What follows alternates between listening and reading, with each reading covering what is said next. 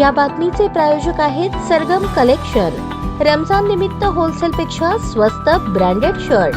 आमचा पत्ता जगदंबा चौक, सोलापूर। स्वर्गीय महेश कोठे यांची 1 एप्रिल रोजी जयंती असून त्यानिमित्ताने सुशील रसिक सभागृह येथे स्वर्गवासी महेश कोठे आणि कोठे परिवारावर प्रेम करणाऱ्या सदस्यांची बैठक पार पडली। यावेळी प्रथमेश कोठे, पद्माकर काळे, सुरेश पाटील, अशोक निंबर्गी, बिज्जू प्रधाने, उमेश गायकवाड, रमेश यन्नम, गुरुशांत धुत्तरगावकर, विनायक कोंड्याल, चंद्रकांत पवार, अक्षय वागसे, ज्ञानेश्वर सपाटे, युवराज सरवदे यांच्यासह सर्व पक्षीय नेते मंडळी उपस्थित होते। यावेळी आमदार देवेंद्र कोठे हे मुंबई येथे अधिवेशन असल्याने त्यांनी व्हिडिओ कॉन्फरन्सद्वारे बैठकीत सहभाग घेतला। यावेळी देवेंद्र कोठे यांनी स्वर्गवासी महेश कोठे यांच्या 61व्या जयंतीनिमित्त 61 ठिकाणी पाणपोई सुरू करणार असल्याचे सांगितले। तर सुरेश पाटील यांनी स्वर्गवासी महेश कोठे यांच्या जयंतीनिमित्त शालेय साहित्य वाटप यासह विविध उपक्रमांनी महेश कोठे यांची जयंती साजरी करण्याचे आवाहन केले। अक्षय वागसे यांनी 61 ठिकाणी वृक्षारोपण करणार असल्याचे सांगितले। तर युवराज सरवदे यांनी 61 कुटुंबांना धान्य वाटप करणार असल्याचे सांगितले। रियाज मोमीन यांनी जन्मदाखला शिबिर आयोजित करणार असल्याचे सांगितले। प्रथमेश कोठे यांनी यावेळी विष्णू महेश प्रतिष्ठान सुरू करणार असल्याची घोषणा केली। या प्रतिष्ठानच्या माध्यमातून गोरगरीब रुग्णांना आर्थिक मदत मिळणार असल्याचे सांगितले। तर गोरगरीब जनतेच्या अडीअडचणीच्या काळात त्यांच्या समोर ढाल बनून उभा राहील अशी ग्वाही दिली। यावेळी स्वर्गवासी महेश कोठे आणि कोठे परिवारावर प्रेम करणारे असंख्य कार्यकर्ते उपस्थित होते। यांच्या पवित्र स्मृतीस अभिवादन करतो।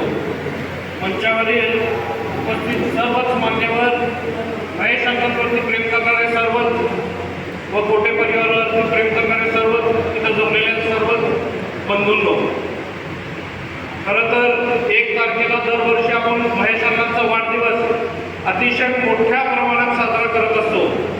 पण दुर्दैवाने आपल्या सर्वांना माहिती आहे 14 जानेवारीला अण्णा प्रयागराजला गेले होते, पण त्यांचं आकस्मिक निधन त्या ठिकाणी झालं।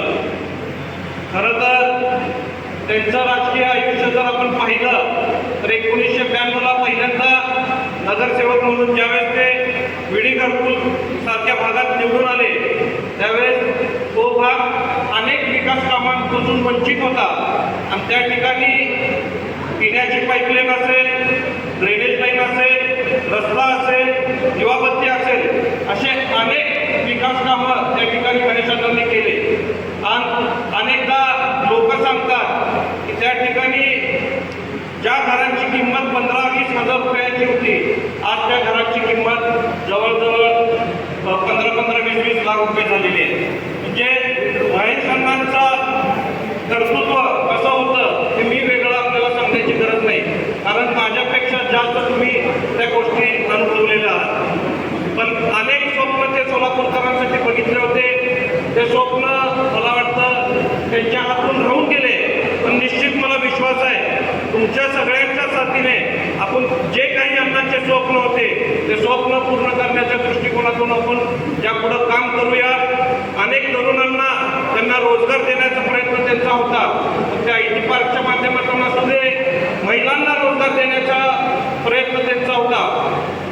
त्या प्रयत्नाचा त्यांच्या प्रयत्नाची एक प्रेरणा घेऊन मला वाटतं मी विडी घरकुल सारख्या भागामध्ये शिलाई मशीनचं एक युनिट चालू केलं होतं आणि त्या ठिकाणातून महिलांना रोजगार देण्याचा प्रयत्न आपण त्या ठिकाणी केलं होतं आणि तेच आता मोठ्या प्रमाणात आपल्या सर्वांना मिळून करायचं आहे। निश्चित तुमची या सगळ्या कार्याला मला साथ मिळणार आहे एवढं मला आवर्जून निश्चित वाटतं।